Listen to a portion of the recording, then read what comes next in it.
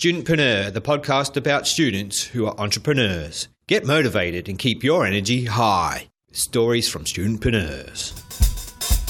This episode is sponsored by ID Network, a network of university associations run by studentpreneurs for studentpreneurs.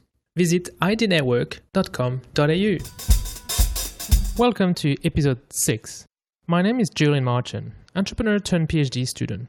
For 3 years, I've been studying students who are entrepreneurs, and I get told not to waste my time with them. They should drop out of uni and build a business like Jobs and Gates. Well, what those people don't know is that Gates actually ran a business in high school and university before starting Microsoft. So each week, I bring you the best of those individuals who are student and entrepreneurs. I call them StudentPreneur. This week, our StudentPreneur is Adam. So Adam, you're currently enrolled at Monash University and you're doing a double degree in law and commerce. You're also running a new business called Speedlancer, and you're currently at 500 Startup Accelerator program in San Francisco.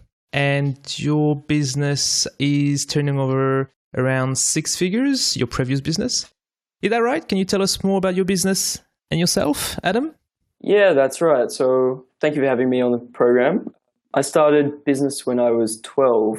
I started on eBay, selling games and toys and headsets of name brand headphones. And then I was also selling email addresses on eBay. So when someone would have a PS3 that they wanted to sell, they could buy an email address from me. For example, buyps3@gmail.com. And I was selling those email addresses online for like $150 each. So that was my probably first foray into seeing that there were some innovative ways of making money online. And that's basically where it all got started. So when I was 14, I started my business in the telecommunications space, providing mobile phone unlocking solutions. So if your phone is on one network and you want to move it overseas to another provider, you could have gone through my service. And that's doing quite well. So it gets 11,000 unique views on the site every day. But I started it from nothing. It was completely bootstrapped. Started on a WordPress site, and it sort of proved to me that you don't really need funding. You don't need anything to really start a business. You can just start, do your MVP, and you can actually do things while you're studying. What got you started? Or what did you think of a telco business? I was actually living in Chicago back in middle school, so years 6 through 8, or 4 through 8 or something. Yeah, 4 through 8. And my dad gave me his old BlackBerry phone. And I remember his phone was with an expensive provider, like Telstra, for example. And I was on the cheaper one, like Optus. And I wanted to use the BlackBerry because that was very cool back then. So yes, needed to find not anymore. I needed to find a way to use the phone because I was desperate to use it. It was way cooler than the Nokia I had. So I went on eBay, found that there were unlocking solutions on eBay, bought a code, and it worked. But I thought there had to be a way to do it for free. So that's when I started my business, or that's when the idea came to mind. And when my eBay business ended, when I moved to Australia, that's when I decided to start a new business. And that was my unlocking business. So that unlocking business, so you started very early, but you continued for quite a few years. So how did you develop it? Yeah, I started when I was 14. As I said, I really started from scratch and I started from scratch and then sort of I grew it as I needed to. So when I was studying in year 12, that was at the point where I thought I could redo the website and make it really awesome and a great user experience and great in terms of search engine optimization. So there was a week in my first school holidays in year 12 where I remember I was staying up till 3 o'clock in the morning every day, working with developers in India, trying to revamp the site, completely make it from scratch, working with some complex API stuff to get a good supplier integration. And after that, that's when the website really started to kick off because it was SEO optimized. So it became number 1 on Google for almost every search term. That's when the traffic started to spike. Number 1? Number 1 on Google. That's crazy. Like, that's really hard to get. Yeah, so it actually takes 40% of the traffic for the term unlock codes, which is basically unheard of. And why do you think you got that number 1 spot straight away? Well, it wasn't straight away. It was a long process. That's where it's at now. But okay. Yeah, so it takes a while. But basically, because my site was specializing in a free solution because it was sponsored by advertisers and the advertisers paid for the code so the customers didn't have to pay. So in doing that, people were always searching for the word free unlock codes before they searched for unlock codes. So I started taking in all that traffic where there was really no competition. Eventually, I got a bigger and bigger customer base, more and more reviews. I asked my customers to film YouTube videos of them unlocking their phones. That gave me all those backlinks. I was doing blog posts every day. So it's a long process, but it can really pay off, even in competitive industries, as long as you start out in a niche sort of area and then work your way up. So be a big fish in a small pond and then become the big fish in the big pond afterwards. Yeah, it sounds like you found a really nice niche, and because it was a good niche, like you were lucky that there was no competitors, and that's how you were able to grow that brand. Exactly. That's definitely the key, and that's something I'm learning more and more now in my new business, which is a something for everyone type service. It's much easier to make something work when you have a niche and you know there's actually demand. Then it's just about fulfilling the service within that niche, which is what I sort of thought business was all about, but it's not. It's the total opposite. It's about finding the niche and finding the marketing strategy. But I was lucky enough that with my last business, I found the niche and the strategy before I started the business, which, come to think of it, was actually very clever. Wow. Hindsight is a good thing, isn't it? So have you closed that business, or what happened? How did you transfer to the new one? So my strategy has always been to outsource everything. So I've always been studying full time, and people ask me all the time, how do you do it? How are you able to run this whole business? And the answer is I started by outsourcing all the small tasks that I didn't really want to do. Those tasks were like customer support, writing blog posts, those sort of all the fun stuff. All the pretty boring stuff, yeah. So I basically systemized everything by writing down exactly the steps I did to fulfill those tasks. So order management and all those things. Spent a lot of time trying to systemize things in year 12 or maybe even year 11. And that really paid off because I knew every time I systemized something, I'd spend maybe 5-10 hours on it, but then I wouldn't have to spend time on it ever again. So the more detailed. Who will do it? Will it be like your friend in your neighborhood, or how did you find people doing it for you? So I used Odesk a lot. Okay. They're a great network for finding good talent. I mean, you have to get a bit lucky. So I was lucky that my first hire is still with me today, and he manages the whole operations, the call center stuff as well. You've been hiring that person for how long now? I think going on 5 years now. It's 5 years. Or maybe 4. Yeah. Nice. Yeah. So he's been with me for a while, very much partners in the project, I guess you could call it. So I found that I was outsourcing through Odesk, right? And I found this guy named Perry. He's from the Philippines, and he's the one that's managing all the operations and the rest of the team. So right now there's a team of maybe 3 or 4 full-timers just working on customer support. I have someone doing blog posts, and Perry is the guy that manages all of those people. And so I don't know if you've read the 4-hour work week, but that basically got to the point where it was a 10-minute work week. So I was barely doing anything apart from growing the business, right? So that was the operations side of things. So if I wanted to, I could have just left it and it would have kept being stable. But eventually it got to the point where I didn't need to grow it anymore because it was number 1 on Google for almost every term, which sounds ridiculous, but you can't go higher than number 1.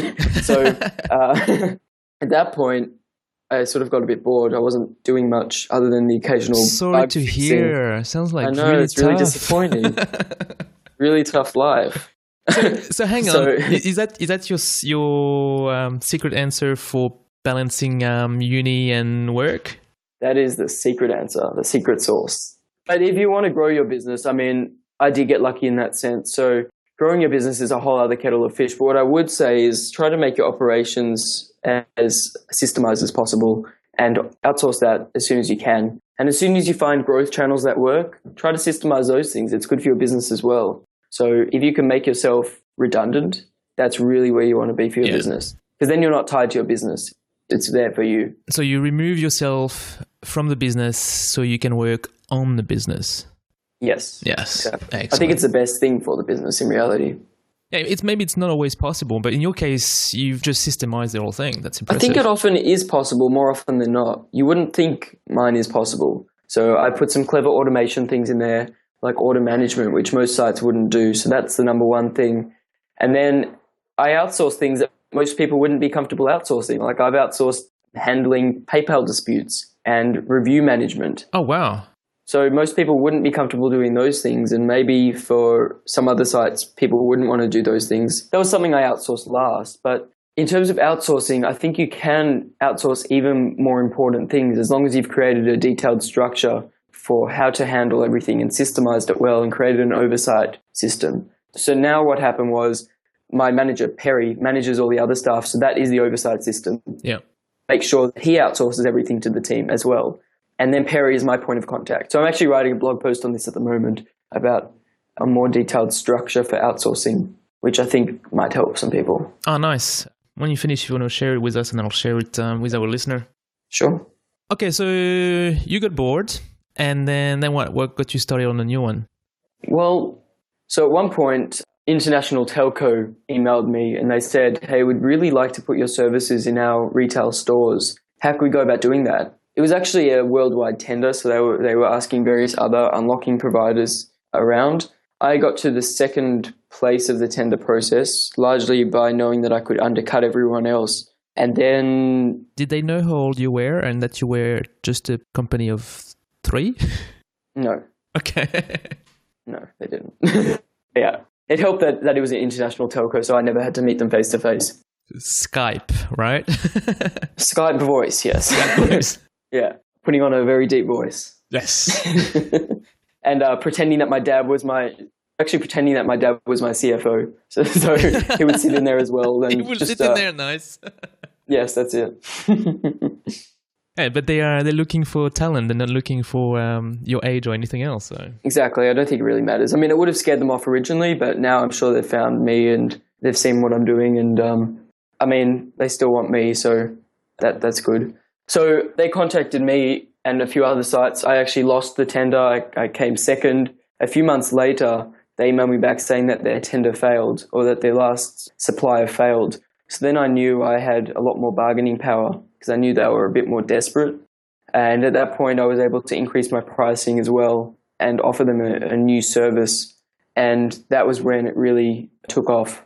And then that started the 1-year negotiation process. And that was while I was studying at uni. So contract law was actually very helpful because I was studying that at the exact same time as I was negotiating this international perfect. deal.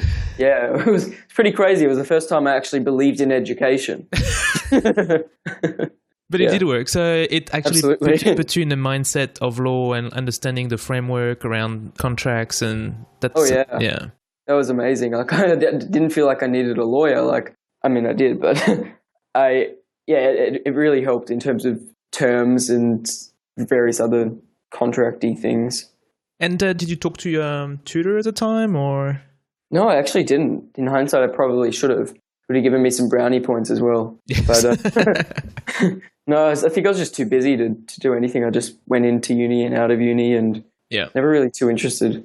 Yeah, to be honest. Okay, so you got the big contract. How many stores are we talking about? 160. Oh, that's crazy. And all automated. Yeah. All right, so you got that under your belt. And then what? You were still bored? Yeah, so that was mid-2013, I believe, or end of 2013. Yeah, end of 2013. How old were you at the time? And I would have just turned 19. Okay. So a few months later, I was awarded Australia's Student Entrepreneur of the Year by the GSCA program, whatever that means. And they flew me out to DC, which was the coolest part. So in Washington, DC, they had the global finals. Unfortunately, I didn't win that, but I met a load of cool student entrepreneurs, which was really inspiring. So I remember the next day after the program, I realized, you know what, I'm not really doing much for my business anymore. I've just got this contract. It's all automated. Why not start something new and help other businesses and other entrepreneurs get things done? So that's the competition that got you triggered on doing something else, like talking to the other candidates or the judges, or? It was more just being around everyone. Like, it was just inspiring, basically, to see other people working on much bigger things than I was working on. In terms of the difficulty in the things they were working on, they were really working on startups and managed to get them off the ground, whereas I felt my business, I sort of got a bit lucky. I mean, I hate that word, but I feel like I did in terms of finding my niche. I didn't really have to do anything too crazy in terms of marketing. It was all search engines. So I was really interested in sort of getting back into the startup world and really starting to learn about business in general. Negotiating with the telco was probably my first foray into real business. But before that, I was just running an e-commerce website, and I don't think that gave me the the broadest knowledge that I could have had. So I felt that it was the right time in 2014 or 2015 to start a new business in terms of entrepreneurial resources out there and the whole industry. So that's what really got me started, and it didn't cost me anything to start. I was planning on bootstrapping it, so what did I have to lose? Like you did before? Yeah, exactly. So then something happened, right? End of last year? Sorry, 500 Startup? Yeah. And now you're at 500 Startup Accelerator, which is like pretty prestigious. How did you get in there? Like, and is that helping you out? Yeah, so in May last year, I started my Speedlancer business, which is the one I was talking about that I was inspired to do after the GSEA. And that's a fast freelance platform for online tasks. So if you have design or writing or data entry needs as a business, you can outsource tasks to Speedlancer and it will be done by top freelancers in 4 hours. So I felt that was really powerful. So I launched it in May of last year, sort of as a very basic MVP with maybe 30 suppliers on board that I handpicked, and set up a landing page with unbounce.com, and that was my MVP. And I was using a support ticketing system as the back end. So that was May last year. Startup Smart actually picked me up a few days later somehow, and then I had a few customers and they loved the service. So that's what really showed me that perhaps there was a need. So then I unfortunately broke my wrist a couple months later. So I relaunched the site in July of 2014. And that's when I made the new site, which was on WordPress. Then I had law exams to study for, so that sort of set me back. And so then annoying. I know. What are law exams useful for? So then in December, that's when I was really starting to work on Speedlancer again. So I was planning on doing that over my summer instead of an internship and seeing where I could take it. But it was sort of a month later. I was having too much fun with my friends. After law exams, you sort of just want to party all day. But then I was interning at a startup event in my dad's accelerator in Melbourne. And I was sitting in the corner of the room, and Dave McClure from 500 Startups, he's the founder of the fund, was there that day. And everyone started doing 90-second pitches to him, just sort of asking for pitch feedback. And it occurred to me that I had a startup and I was just sitting in the corner of the room, so I may as well do my pitch. So I did my pitch in 90 seconds, sort of looked at me, nodded slowly, I guess, and then didn't give me much feedback, which I remember being quite disappointed about. But the next day he spoke to me. He said, "I really like your business. I think you should join 500 Startups." And I was a bit blown away because I was like, well, I'm studying law next year. Like, I can't really do that in a month's time. And so I said to him, "Can I apply for the next batch next year?" And he looked at me and he said, "No, why not this batch?" And I think he got a bit offended because I wasn't like jumping on this incredible opportunity, which it definitely was. It is a pretty... But it was just like, it was just crazy, like in terms of the timing. Yeah. And like I totally wasn't expecting it because all of the other startups' pitches were way better than mine. So anyway, a day later, I spoke to my parents and they gave me the go-ahead. And so then I decided to just take the plunge. And I spoke to Dave the day after and I said, "Is there still room?" And he said, "You know what? Can't guarantee anything, but I can guarantee you an interview." So okay, I think he fair enough. have gotten a bit offended. Yeah. So he gave me the interview. And so a few days later, I had an interview with like 9 people on the other side, which was quite intense. And then 3 days after that, I found out I was coming. And I was just about to go on a family holiday overseas. So I had 1 week to organize everything and I flew straight to San Francisco. And here I am at 500 Startups and I'm now 2 months in, meeting loads of cool people, a lot of mentors, great advisors as well. Can you explain us the setup? Like, are you all the startup founders in the same building? Like, and do you also sleep and live in the same building as well? Yeah, so all the office space is in the same building. So we all share the office space, but we all have to find our own accommodation. Okay. Yeah. So that's tough, especially in the San Francisco housing market. But I'm staying in a cool house called 20 Mission, which is a co-living space with 42 rooms. 42 rooms. Yeah, so it's a bit like a frat house. So it's sort of fun. And so is that like a co-sharing space, like open plan, and you can see everyone and you can talk to anyone you want, or how does it work? Yeah, so it's very much about fostering the relationship between teams. There's not much competition between people, which is great. So we can all help each other. And that's all about sitting across from people in teams other than yours and sort of talking to other marketplace founders in my case and sharing stories or swapping notes. And that's probably a big part of the value that 500 provides. And do you have a timeline, like a deadline that you have to meet, or? So May 12th is our demo day, and by then we hopefully have to have something to show, which is what keeps me up at night and makes me have very little sleep. So I guess that's the beauty of accelerators, right? It really pushes you to wake up at 7 o'clock in the morning and get home at 2 o'clock in the morning and then do it all over again. Would you say that's how you learn now? It's like sharing with the other entrepreneurs around you in program? Yeah, definitely. In terms of marketing especially, which was never my expertise, I'm definitely on a steep learning curve with that and learning from other teams, often in a later stage than me, although we're still all mostly, for the most part, early stage. But learning from other people is definitely very much part of the experience. And before, how did you learn? Like, you mentioned you develop the website yourself and you have the developer and you were working on API. How did you learn all this? So I'm actually not a developer. So in terms of the API work, it was more when there's a will, there's a way. So I was reading through all the API documents, trying to understand how things work together without writing a piece of code because I was never interested in that. But piecing things together, I was able to do in terms of API stuff. So that wasn't too, I mean, it was complicated in terms of logic, but it wasn't complicated in terms of needing to learn a new skill. But did you read any book, or you were just Googling the search terms? And I never read any books. I think the API documents are pretty easy, but it was just about piecing them together, as I said, with the logic. So it was a bit of a logic puzzle for my business in integrating with my supplier in a new way that no one had done before. But in terms of learnings in general, I mean, I read a lot of miscellaneous blog posts as well, a bit of Quora. I don't really read any one blog, but if I find an entrepreneur I like that's in my industry, I like to read about their learnings. And that's something I'm doing more and more, especially with marketing. So in terms of growth tactics, it's very important to keep reading other blog posts. Although my biggest problem isn't the ideas, it's mostly having the capacity to get things done as quickly as possible, which Speedlancer helps with. I mean, I use it a lot.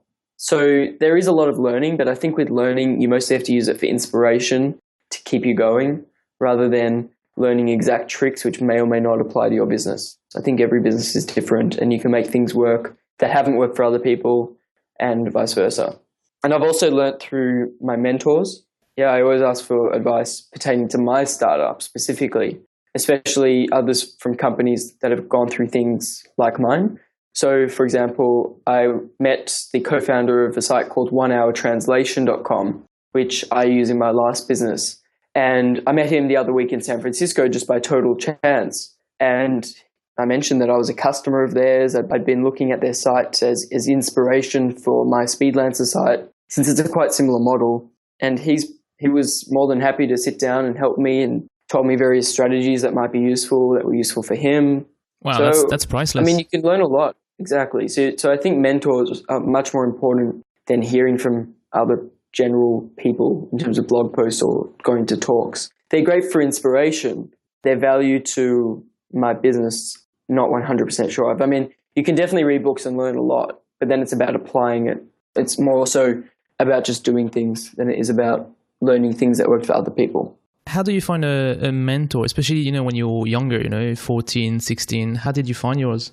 Good question. It's especially important because I'm a solo founder, so I've always had to look for mentors because they're the only ones that can really help me and allow me to sort of vent. So in terms of finding them, often through personal introductions, often through LinkedIn, cold messages saying, hey, I'm this entrepreneur, I'm working on this. I noticed that you're doing another marketplace startup and you may be able to help me. We're not competing. Would you be willing to grab a coffee next week? I'd love to meet you for a quick discussion. And more often than not, they're happy to say yes, and then they introduce you to other people, and they introduce you to other people. So it's a great way of expanding your network and also learning from others as well. Also, the 500 Startups community here is great in terms of mentors and the community itself.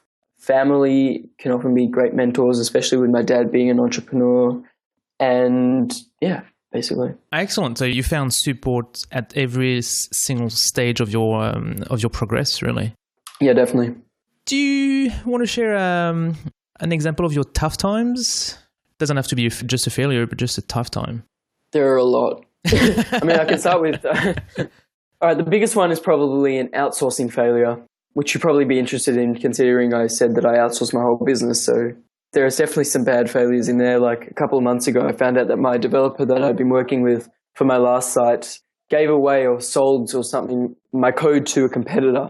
To a competitor?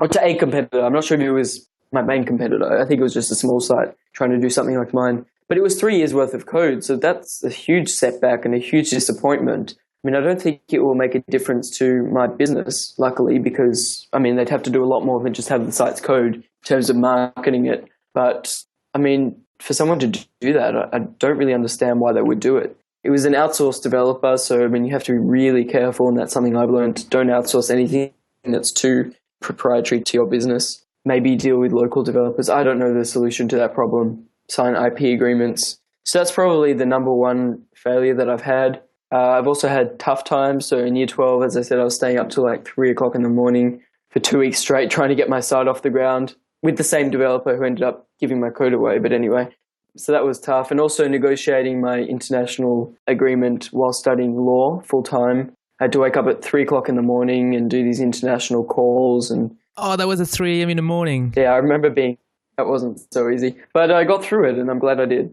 I'm glad I persevered. I was tempted to just forget about it. And then in terms of failures with my current business, I've been experimenting with various different verticals, like targeting Etsy sellers to help them redo their photos of their homemade art pieces and write their descriptions, but they don't really have the buying capacity. So, I mean, I had email addresses of all these Etsy sellers and there just wasn't any pickup. Then there's real estate agents where I can help them with anything from infographics to helping them make their listings much better, much nicer.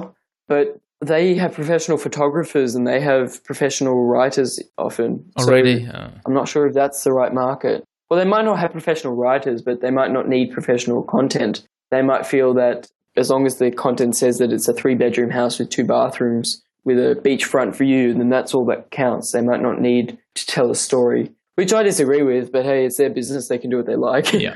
Well, I've targeted various niches like that and with interesting results, so I'm learning quickly. So talking about this, what do you need right now in your venture? Like, is there anything that the listeners can do for you now? I mean, at this stage, I'm looking for interesting use cases for Speedlancer. So if anyone is interested in using Speedlancer or knows of any interesting markets where Speedlancer could apply. So Speedlancer is having 98% customer satisfaction at the moment, which is amazing. So I must be doing something right. And it's growing. I mean, I came here with 1 order a week and now I'm having a few orders a day, which is great. Oh, that's huge progress. Yeah, exactly. But it's still early stages. I still haven't found that marketing channel that just works. I've had repeat customers. So in terms of help, I mean, if anyone knows of any industries where people are constantly outsourcing small tasks and they need it done well, and that's something where Speedlancer could dive in. I mean, I've had someone design their ice cream truck using Speedlancer and they're going to have it printed on their ice cream truck in a couple of months, which will be really exciting to see. And it was a really cool design. So it can apply to any industry, but it's just a matter of finding the industry where companies or people are going to repeat, and that's the difficulty. Yeah. So if you have any ideas, my email is adam@speedlancer.com. Feel free to shoot me an email. All right, adam@speedlancer.com, and I'll put it in the show notes. All right, thank you so much for this, Adam. Is there anything else that you want to add, you want to share? Keep trying. Don't let anyone say you can't do it. I mean, just if you're interested in business and you're passionate about it, that's the number one thing. And then the rest is just a matter of trying. Regardless, if you fail, you'll learn a lot of lessons. And I think you can't really learn about business by just reading about it or studying entrepreneurship. You really have to give it a shot and feel that failure is imminent unless you're going to do something. So if you start a new project and you don't do anything for it, then nothing's going to happen. So if you just get started and make sure that you're doing something, you're either going to fail quickly, in which case you'll learn a lot and you can use that to start your next venture, or it will succeed, in which case it's great. So really, you have nothing to lose apart from a bit of your time. Thanks, Adam, and all the best for your 12th of May deadline at 500 Startup. Yeah, thanks. I need it. Thanks, Julian. Time for a quick wrap-up. Each studentpreneur story is different, and what works for some people doesn't for others. However, I'd like to point out a few things in Adam's journey that are similar to a lot of studentpreneurs I have interviewed for my research. He started by selling things to his classmates in high school, and then he started selling them on eBay. That's a typical start that we've seen again and again and again with the guests on this podcast. It becomes the lemon stained kind of start. But there is something that is really different about Adam.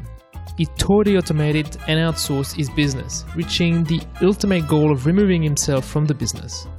This is really powerful as a studentpreneur because then he can focus on his studies. It's quite interesting to see him starting a new business because contrary to a lot of studentpreneurs on this show, it's been a while since he has started a new business. But not before. He can bring a lot of experience from his previous business. Hopefully, we will hear from him when his 500 Startup program finishes. Thank you so much for your time, Adam, and all the best in your adventure. If you enjoyed this podcast, please review us on iTunes with 5 stars and share it with your like-minded studentpreneurs. Catch next episode of Studentpreneur on Wednesday next week. Meanwhile, keep breaking the stereotypes and the mindset.